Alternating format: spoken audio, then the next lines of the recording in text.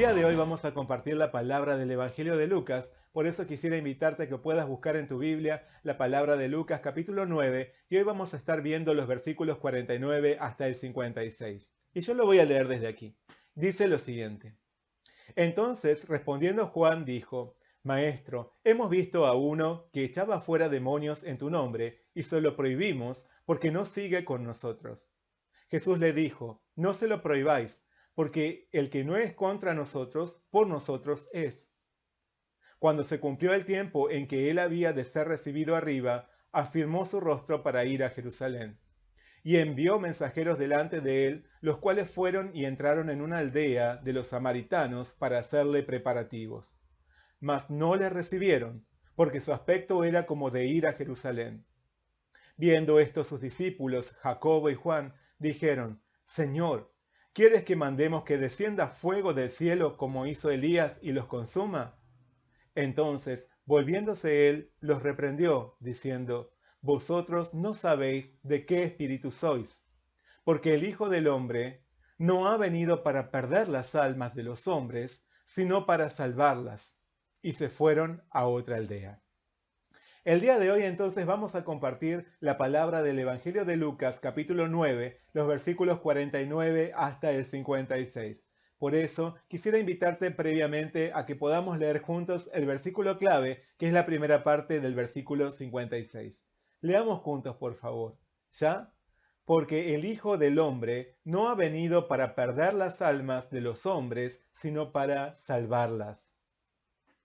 Hoy queremos hablar sobre el propósito de la venida de Jesús. Tener una meta en la vida sienta un punto de referencia que le da sentido a cada uno de nuestros días.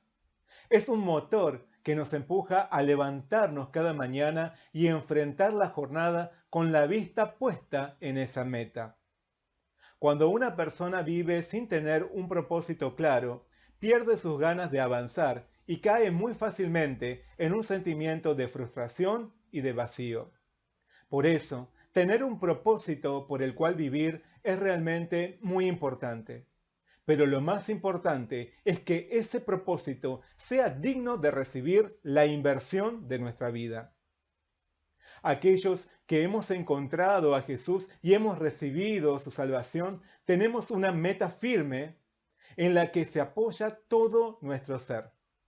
Hemos sido devueltos a aquel propósito original por el cual nuestro Dios nos creó.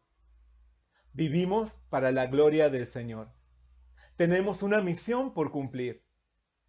Y nuestra línea de llegada en esta carrera que corremos no está en esta tierra, sino que está en los cielos. Pablo nos muestra su ejemplo al decirnos, olvidando ciertamente lo que queda atrás y extendiéndome a lo que está delante, prosigo a la meta, al premio del supremo llamamiento de Dios en Cristo Jesús. Muchas personas se proponen varias metas que resultarán en beneficios terrenales y pasajeros.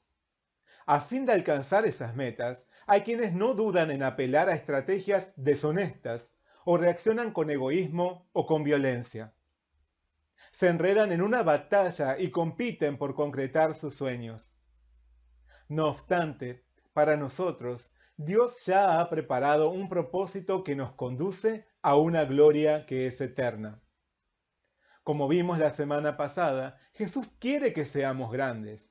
Grandes en humildad, grandes en amor, grandes en servicio, grandes en obediencia. Nuestro Señor también llevó una vida con un propósito glorioso. Él también quiso usar todo su ser y entregar hasta su último aliento para dar gloria al Padre Celestial. Dentro de ese propósito había un plan de amor con el cual Él quiere abrazarnos. Él quiere abrazarnos con ese plan de amor a cada uno de nosotros. El propósito de la venida de Jesús a este mundo tiene que ver con vos y tiene que ver conmigo. Es una meta que Él consumó para bendecirnos y llevarnos a su morada en los cielos. Por eso, a través de la palabra de hoy, aprendamos cuál ha sido el propósito de nuestro Señor al venir a este mundo y acompañémoslo en su misión. Encontremos en Él nuestra mayor bendición y el verdadero propósito de nuestra existencia. Al igual que nuestro Señor Jesucristo, avancemos en la carrera conforme al propósito que Dios tuvo al hacernos nacer en este mundo y al habernos hecho nacer de nuevo en Jesús. Y vivamos así para la gloria de nuestro Padre Celestial. Amén. Jacobo y Juan eran dos hermanos que pertenecían al grupo de los 12 apóstoles. Ellos eran pescadores de una familia de una condición social un poco elevada. Antes de conocer a Jesús, seguramente su meta era llegar a volverse ricos a través de su trabajo en la pesca. Pero cuando conocieron a Jesús, abandonaron sus proyectos personales y construyeron un nuevo propósito: llegar a ser grandes. Pero como los otros discípulos, la grandeza que anhelaban consistía en ocupar un lugar de privilegio dentro del reino de Jesús. Sin embargo, ellos creían que ese reino sería establecido en esta tierra. Por lo tanto, lo que perseguían era una grandeza terrenal. Por eso competían con los otros, buscando alcanzar el primer lugar entre todos. En una ocasión, Jacobo y Juan trajeron a su madre ante el Señor para presentarles una petición. Ella, postrándose ante el Señor, le dijo: ordena que en tu reino se sienten estos dos hijos míos, el uno a tu derecha y el otro a tu izquierda. Esta solicitud desagradó grandemente al resto de los discípulos, que también pretendían lo mismo, pero dejó en evidencia la ambición de aquellos hermanos que querían destacarse por sobre el resto. Jacobo y Juan querían alcanzar a ser vistos como los mayores, pero tanto a ellos como a los otros apóstoles, el Señor les enseñó que mayor es el que es humilde, mayor es el que ama, mayor es el que sirve, mayor es el que obedece, mayor es el que sigue su ejemplo en cumplir la misión que Dios le asignó. Así que lo que hace grande a un hombre es haber encontrado la salvación y el propósito de vida en Jesús, seguir su ejemplo y cumplir su llamado. No obstante, apenas unos minutos después de que su maestro les dijera esto, Jacobo y Juan le hicieron un comentario.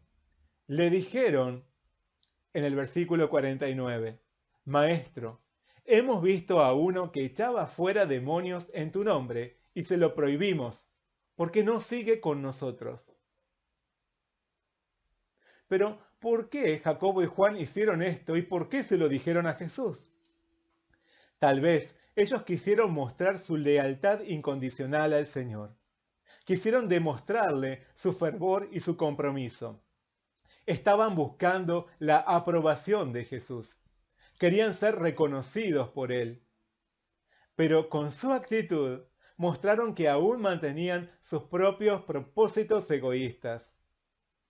Siguiendo su meta terrenal, se comportaron de manera autoritaria y agresiva contra una persona que recurría al nombre de Jesús para expulsar demonios. Por eso, el Señor los corrigió, diciéndoles en el versículo 50, no se lo prohibáis, porque el que no es contra nosotros, por nosotros es. Mientras que Jacobo y Juan habían tratado de restar competencia por reprimir a un seguidor de Jesús, el Señor intentaba sumar obreros. Aquel que no está en contra del Señor, está con Él. Este versículo me hizo tomar la decisión de participar en mi primer estudio bíblico en nuestra iglesia hace unos años atrás, después de las insistentes y perseverantes invitaciones de una misionera. Por aquel entonces yo leía la Biblia diariamente a solas en casa y desconfiaba de los otros que pudiesen estar enseñando acerca de la palabra de Dios. Debido a esto, al ser invitado al estudio bíblico, siempre buscaba la manera más cordial para rechazar esa invitación. Sin embargo, unos minutos después de haber leído este versículo y de haber estado cuestionándome por qué no recibiría una invitación a compartir más de la Biblia, el teléfono sonó y al atender era esa misionera. En ese momento recordé las palabras de Jesús que dice: el que no es contra nosotros, por nosotros es, y acepté reunirme con ella y comenzar los estudios bíblicos. Al igual que para Jacobo y para Juan, a mí me resultaba difícil aceptar que otros pudieran predicar el nombre de Jesús. El Señor debía seguir en su camino partiendo de la tierra de Galilea hacia Jerusalén. Por eso envió unos mensajeros a una aldea de Samaria a prepararle un lugar para su estadía en su camino. La ruta más corta para llegar a su destino era atravesando la región de Samaria. Pero los samaritanos, aunque pertenecían a Israel, mantenían una hostil rivalidad con los judíos. Por eso, se negaron a aceptar a Jesús y a su comitiva. Al ver esto, Jacobo y Juan se llenaron de indignación y malestar y reaccionaron impulsivamente ante Jesús. Lucas relata en el versículo 54.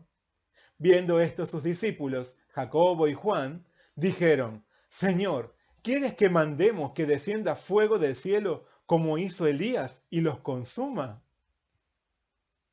Una vez más, aquellos dos hermanos dieron la nota por haberse enardecido contra quienes los habían rechazado.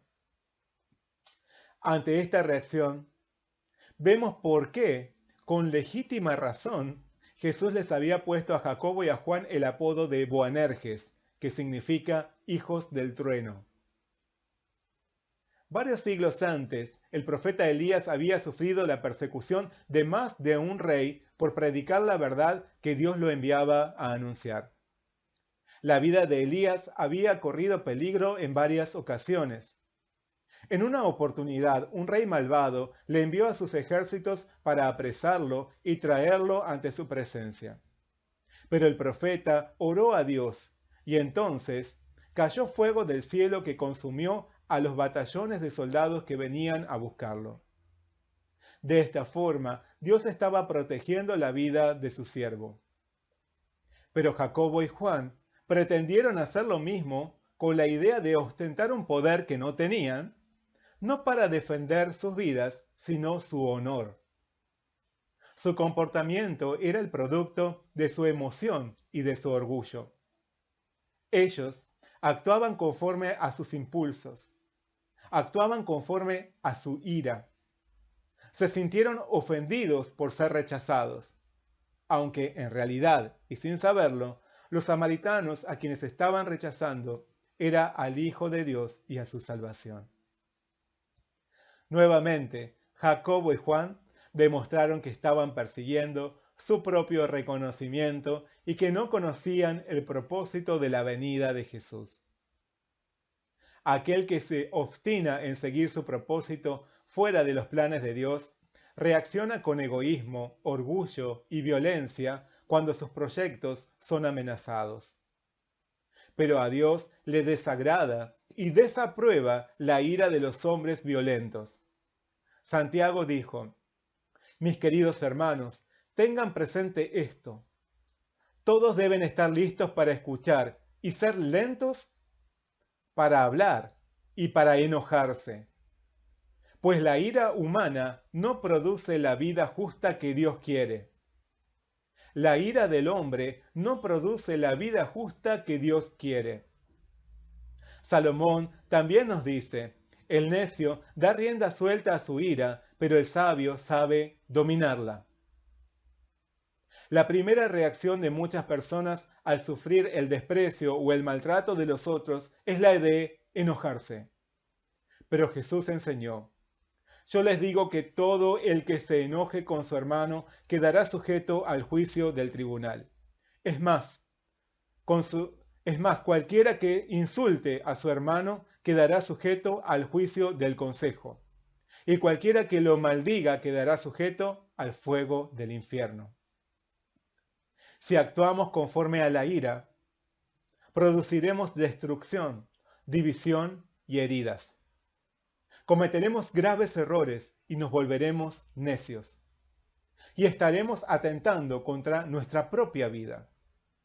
Los que viven enojándose todo el tiempo se enferman fácilmente y con sus actos demuestran su desprecio a la vida a la que el Señor los llama. Aquellos que no pueden controlar su enojo dañan a los otros y se dañan a sí mismos. Jacobo y Juan actuaron por impulso, tratando de resguardar su honor. Por eso dieron rienda suelta a su ira y no pudieron controlar su furor. De este modo quedó manifiesto que el propósito de los hijos del trueno los conducía a destruir. Los llevaba a producir destrucción. Pero contrariamente a esto, Jesús tenía otro propósito que no era el de quitar la vida, sino el de salvarla. Al reconocer esto, podemos darnos cuenta que los hombres iracundos no pueden ser aptos para realizar la obra de Dios ni para recibir su bendición. Los hombres que persiguen sus propias metas en las que el Señor no está presente, no pueden ser parte de los planes de Dios y de su obra. Por eso, si queremos ser instrumentos útiles para el Señor, debemos aceptar sus propósitos y abandonar todo deseo egoísta que nos aleja de su misión. Principalmente, no tenemos que seguir la corriente de este mundo que se apoya en la ira y la violencia para conseguir sus deseos individualistas.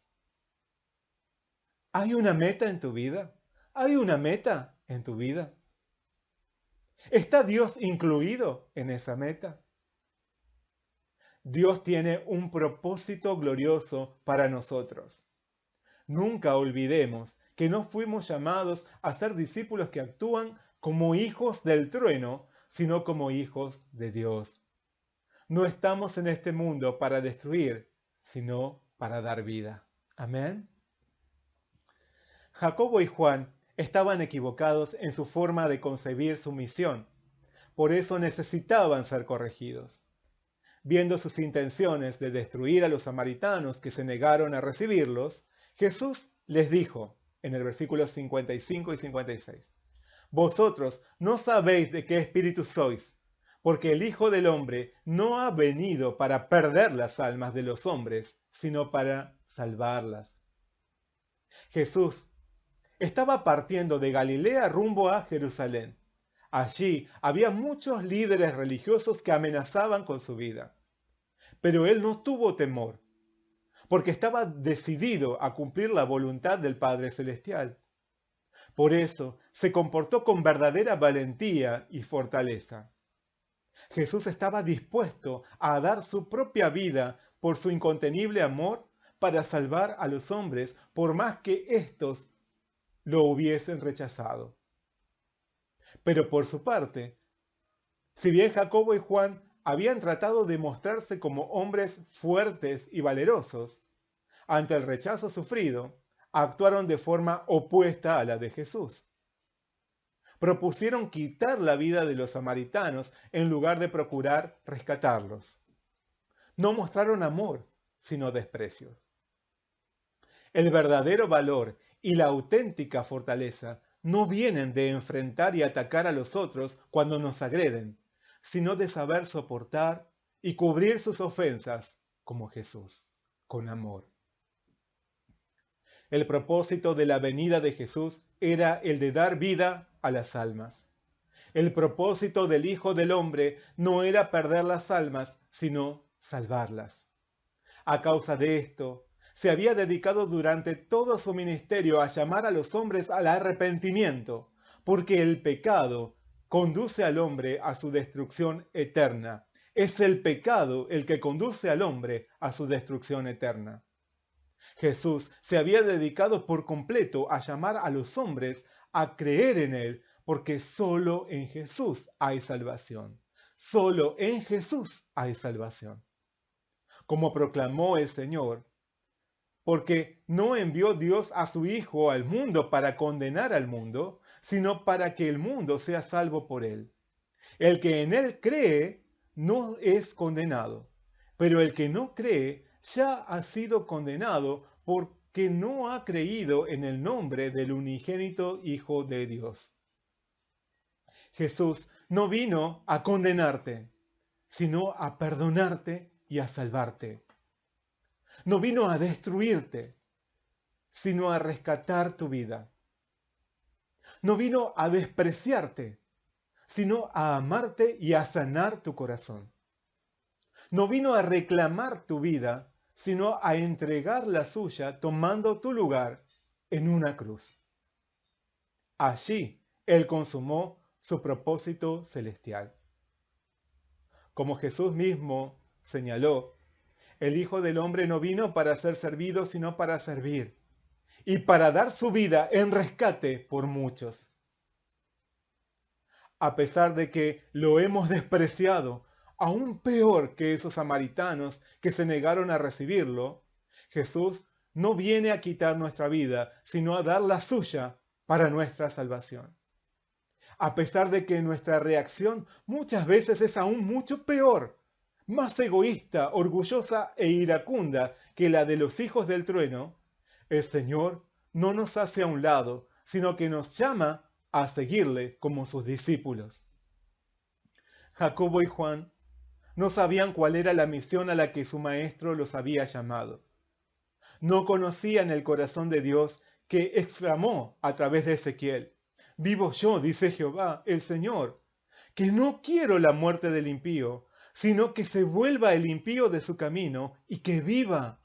Volveos, volveos de vuestros malos caminos, ¿por qué moriréis?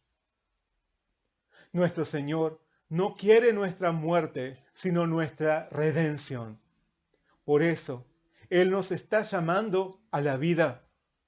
Por su amor, Jesús pasó por alto toda ofensa sufrida, porque Él vino a este mundo a cargar con todas nuestras ofensas y pecados en la cruz. Vino a pagar el precio de nuestra condenación, perdonando todas nuestras faltas, porque Él nos amó, porque Él no vivió dejándose llevar por la ira, sino que vivió lleno del amor de Dios. Y hoy ese amor redentor llega a nosotros. Jesús vino a este mundo a cargar con todas nuestras ofensas y pecados en la cruz, para llevarnos al reino de los cielos. El propósito de la venida de Jesús fue para traer vida y no destrucción. A esta misión también nos llama nuestro Señor. Por eso, compartir su perdón y su salvación a las almas es el propósito de los discípulos de Jesús. Amar y no despreciar es el propósito al que el Señor nos invita. Cubrir las ofensas en lugar de actuar con ira o violencia es la forma de actuar de un discípulo del Señor. Vivir como un hijo del Dios Santo y misericordioso y no como un hijo del trueno es lo que quiere nuestro Señor. Por eso, si nuestro comportamiento ante la gente es el de maltratarlos, despreciarlos, ignorarlos, desearles el mal, si los miramos con odio o resentimiento, si queremos su destrucción, no estamos obrando conforme a los propósitos de Dios, sino conforme a la maldad y el egoísmo de este mundo. Y asimismo, si no les predicamos el Evangelio, si no los llamamos al arrepentimiento y a la presencia del Señor, si nos quedamos callados y de brazos cruzados, viéndolos morir en su pecado, tampoco estamos viviendo según los propósitos del Señor. Jesús hoy nos está llamando a sumarnos como sus obreros que predican su nombre en el poder de su Espíritu Santo. Nos llama a ser hombres y mujeres de misión, con propósito, con una meta gloriosa. Jesús ha venido a este mundo no para perder nuestras vidas, sino para salvarlas con amor. Sabiendo esto, no demos lugar a la ira por seguir los deseos del mundo, sino vivamos como nuestro Señor vivió. ¿Hay una meta en tu vida? ¿Hay una meta en tu vida? ¿Son tus propósitos distintos antes y después de haber conocido a Jesús?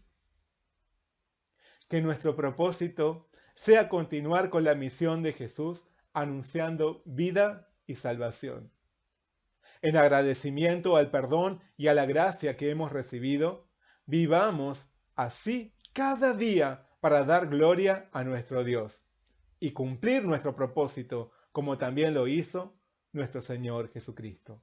Amén. Eres todo poderoso, eres grande.